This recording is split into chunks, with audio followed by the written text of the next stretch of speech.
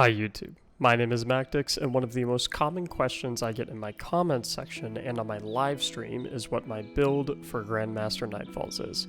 So, today I'm here to tell you exactly what I use, why I use it, and how you can incorporate all of these elements into your build to become a top 1% Grandmaster Nightfall player. Now, why should you listen to me? What business do I have saying what's good and what's not good? And I totally understand your concern, and let me take 10 seconds to let you know what perspective I am coming from. I've been playing Grandmaster Nightfalls since their release, and I've gilded my Conqueror every season in which it's possible. I've done over 500 of them, with most of them being runs where I carry 2 other players through from my live stream chat, twitch.tv/Mactics by the way, if you want to stop by. Say pickle in the chat if you came from this video. I make guides on GMs, have soloed GMs, and just generally love GMs and everything about them. So hopefully that gives me some credibility to comment on what's hot and what's not. Now, right before I talk about my build, I do want to point out the elephant in the room, and yes, I am a hunter. But wait up, Titan and Warlock mains, don't click off the video yet. I have something special for you too. I'll talk about all of my weapons and mods first, which are universally applicable to all 3 classes, and then I will get into the class-specific items. And although I'll talk mostly about Hunters, since that is where I am most experienced, I will touch on what I think are the best Warlock and Titan options as well. So, starting with the weapons, instead of talking about them individually, I want to talk about specific combinations that I would use for a given Grandmaster. So, in any Grandmaster that has barrier champions, I am automatically going to lean into the ERIANA'S Vow to take up my energy and exotic slot. With this season, bringing anti-barrier auto rifle is the only way to drop barrier shields, aside from exotics with built-in champion busters like ERIANA'S. I just can't see myself walking into a barrier-infested Grandmaster without this weapon. It 2-taps any barrier shield, which is so important considering how quickly you want to burn those down. I don't want to be out in the open firing 30 bullets out of an auto rifle to just barely drop a champ shield. I would much rather be able to tag it twice while strafing in and out of cover to knock it out quickly. As far as what I'm pairing with this guy, if the GM has overloads like an Exodus Crash, I will be bringing my Accrued Redemption bow. This thing has Archer's Tempo and Rapid Hit with a major spec and comes from the Garden of Salvation raid in the first encounter. I have been hunting an Archer's Tempo explosive head version, but this thing is feeling fantastic in the meantime. I actually don't completely know how much of an impact Rapid Hit has on the bow from a time perspective. Is it a significant difference maker? If so, maybe I would want to keep this roll over one with explosive head. Maybe we do a video on Rapid Hit on bows in the future. Let me know in the comments below if you would like to see that. As for my heavy slot, I have 2 go-tos. The first is my Falling Guillotine Sword, which is the best possible roll you can get with Whirlwind Blade, Relentless Strikes, Sword Master's Guard, Jagged Edge, and an Impact Masterwork. This guy is perfect for boss spakes in Lake of Shadows and Exodus Crash, and pairs really nicely with the Passive Guard seasonal mod for extra defense. I always take boss spec on this sword as well instead of the usual major spec because I don't use this guy to kill champs, it's just for boss spakes.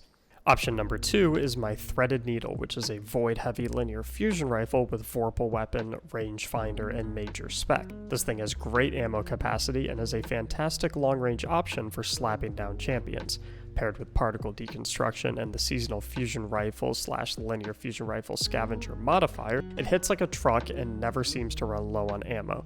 In a situation where I am dealing with unstoppables instead of overloads, I will keep this linear fusion on and switch the Accrued Redemption over to the Nightwatch Scout Rifle. I know, Scout Rifles aren't seeing much play this season at all, primarily because there are not any champion mods for them.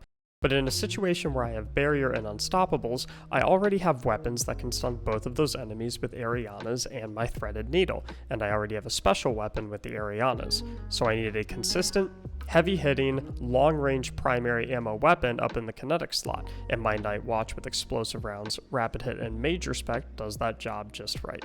Alright, what if there is no barrier champs and we are only dealing with overloads and unstoppables, which is actually the case for 50% of the Grandmaster Nightfalls this season? Well, it totally depends on the Nightfall. Option number 1 is that same Accrued Redemption bow along with a Cartesian coordinate fusion rifle with Vorpal weapon and major spec, and rounding it off with either 1000 voices or threaded needle. The bow gives us fantastic range, while the Cartesian coordinate offers a lot of burst up front in close range. In our heavy slot, we have a choice between a solar nuclear bomb and 1000 voices, or something that hits slightly less hard but has a lot more range and ammo reserves in threaded needle. Also, I know if I chose threaded needle here, I wouldn't have an exotic weapon, and that is totally okay, because you don't have to have an exotic weapon in every loadout you run. I know a lot of people would say that I could use an exotic bow with TICUU'S or LAUNDER, but then I wouldn't have a non-heavy fusion rifle in my loadout, since the only kinetic fusion rifles in the game are also exotic. Now, yes, it is true that I could run something like the Succession Sniper Rifle, TICUU'S or LAUNDER, and threaded needle, and I think that would definitely be a fantastic loadout that would offer great range, great ad clear, and still gives you plenty of ammo to stun unstoppables with. But personally, I like the Accrued Cartesian and 1K or threaded needle combination better. It suits my playstyle a lot better since I like to use my invis to get up close and personal with enemies, which gives me a lot more value out of the Cartesian. If you are a player that likes to hang back a little more, I think the sniper, exotic bow, and heavy linear fusion loadout would be an awesome choice. So let's delve a bit more into that choice.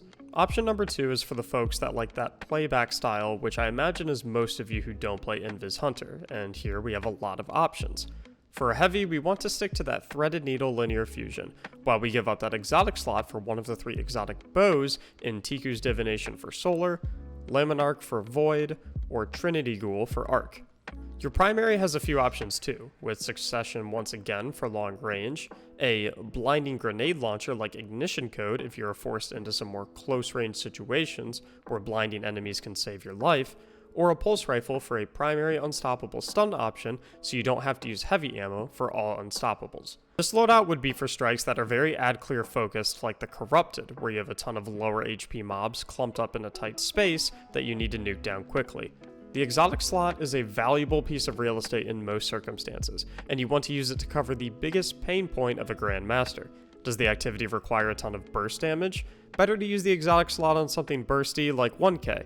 Is the ad clear the more pressing issue of the Grandmaster? Then exotic bows are going to be your best friends. Moving on to option number 3, we are looking at the Succession Sniper from the Deepstone Crypt raid with Reconstruction, Vorpal weapon, and major spec, the Point of the Stag bow from the Tower Kiosk with Archer's Tempo, Vorpal weapon, and major spec, and 1000 voices. This loadout shines at taking out long-range targets like snipers with one of your own, and dropping trash mobs from range with the bow. The 1K offers a ton of burst and is awesome for bombing targets like the Vengeful Hand and the Fanatic in the Hollowed Lair. When I run this loadout, the Point of the Stag runs the show here, with the sniper making a guest appearance when enemy snipers are on the field, and the 1000 voices getting a drum solo for tankier targets like the mini-boss, the Walker tank, the Vengeful Hand, and so on. And finally, option number 4 is our Lake of Shadows Dream, with the Accrued Redemption bow making a return, the Cartesian coordinates slotting into the special slot, and the Falling Guillotine sword hopping in for putting the boss in the dirt.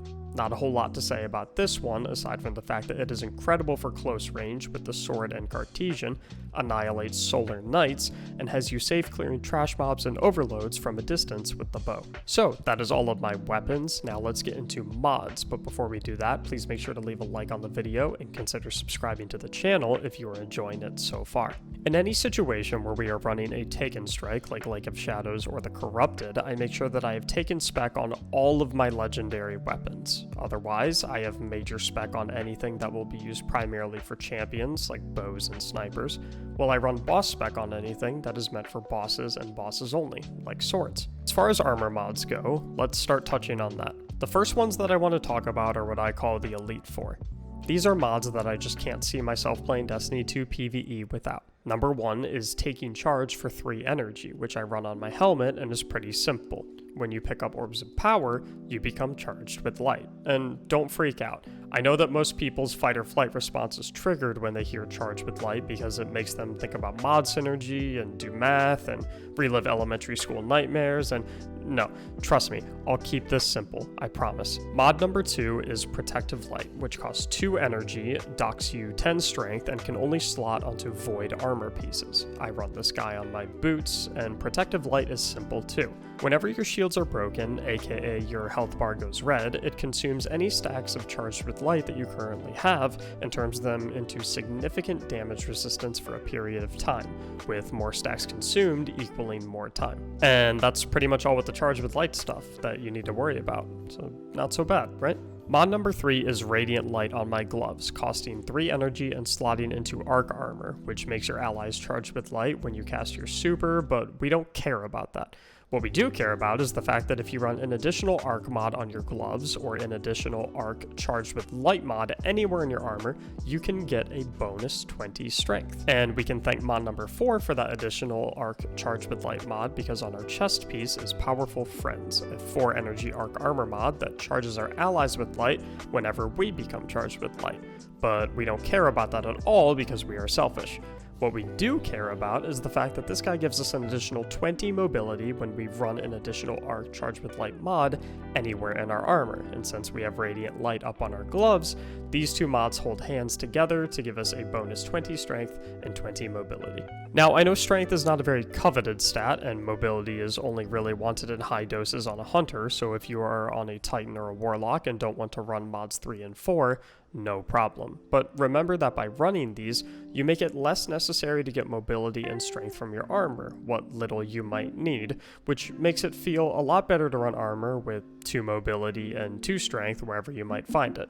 Just something to consider. Next up is seasonal mods, and the main ones I want to touch on are champion mods: Fusion Scavenger, Particle Deconstruction, and Passive Guard. Let's start with champion mods, which are easy enough. I never bother with anti-barrier auto rifles since ERIANA'S has me covered for all barriers.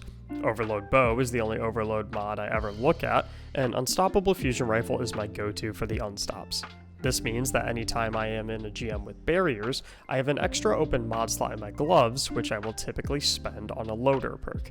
Fastball can be nice, but my muscle memory for grenade distances has been trained over years of non-fastball usage, so throwing fastball on would only mess with my grenade aim. If you like fastball, you're more than welcome to use it. If the GM is barriers and unstoppables, I only have 1 energy to spend, since Unstoppable Fusion Rifle and Radiant Light eat up 9 energy together, in which case I'll go with a minor stat mod. Fusion Scavenger is self-explanatory. In a strike where I am not using fusion rifles, I'll use whatever mod here I want the most ammo of, typically Hand Cannon Scavenger for ERIANA'S, and Sniper Scav when I have the Succession. In addition to that, I will also match whatever weapon I want to keep topped off with its respective Finder mod on my helmet and Reserves mod on my chest, whether it be Fusion Rifle, Linear Fusion Rifle, Hand Cannon, or Sniper Rifles. Particle Deconstruction is always around when I have fusion rifles on my person, and Passive Guard is hanging out for Exodus Crash when we are looking to phase the boss with swords.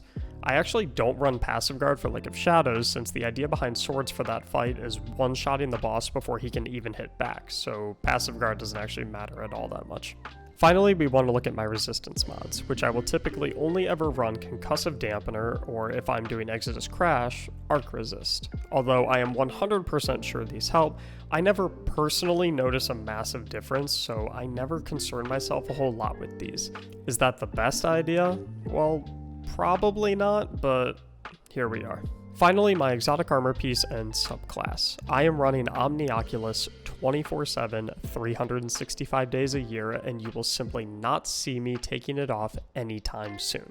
I pair it with Bottom Tree Night Stalker, as that is the tree that synergizes with the exotic, and I could talk forever about this exotic armor piece and the playstyle I use with it.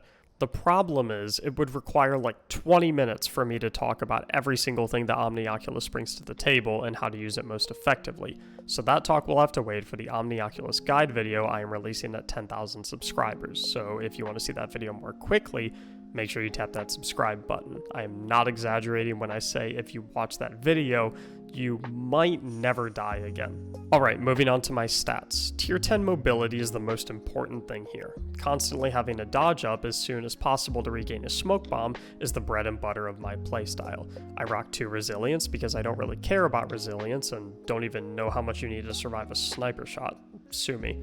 I run 9 Recov to quickly regen to be able to get back into gunfights quickly and to be able to regen my HP while I'm invis in the middle of a pack of enemies. However, I could easily get by with a 7 or an 8 in this category. My discipline and strength are both a little high, which is important. Higher discipline means more grenades, which means more melee energy thanks to combat provisioning from the Night Stalker subclass. And higher strength means more melee energy, because smoke bombs. My intellect is at a tier 7, and honestly this stat could be at a 0 and I wouldn't care.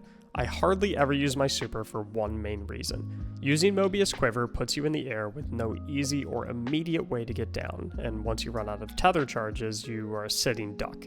Considering my personal #1 rule in Grandmasters is don't die under any circumstance, I just never find myself seeing the risk of putting myself in the air with the tether being worth it.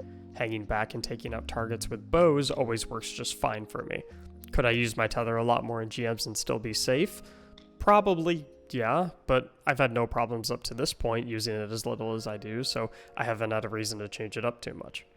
Now, like I said, I wanted to touch on Titan and Warlock a bit too, and although I am not nearly as experienced on them as I am on Hunter, I have lots of hours on the game and plenty of playtime on all 3 classes, so I still have some credibility when talking about these classes. Back in the day, I would have told you to run Ursa Furiosa with Middle Tree Sentinel and call it a day, but with recent nerfs and an emphasis on ad clearing and boss burst damage being more important than ever, that has changed.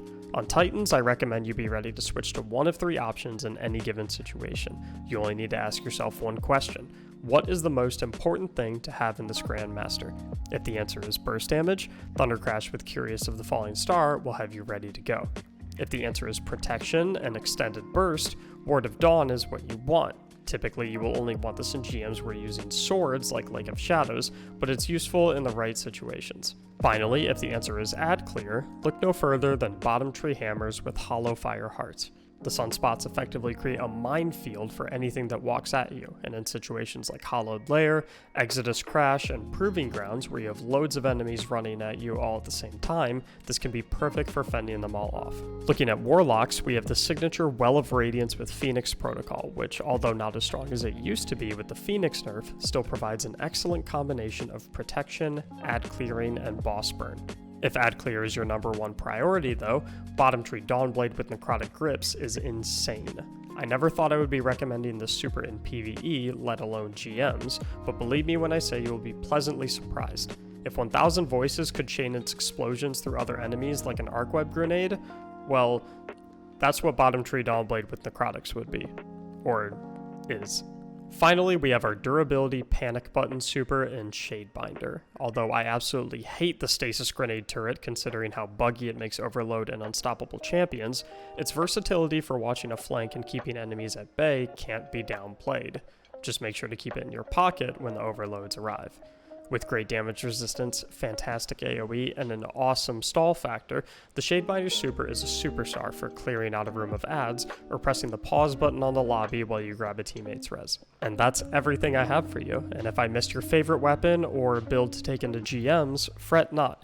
The beauty of Destiny 2 is that if something works, it works. Just because my video didn't call out Telesto or Sleeper Simulant doesn't mean that they suck. It just means that from my perspective, there are better options.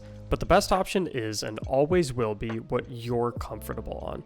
No number of stats, perks, or mods will make a lick of difference if you are not comfortable with the hunk of metal in your hands. So use this video as a guideline and not gospel.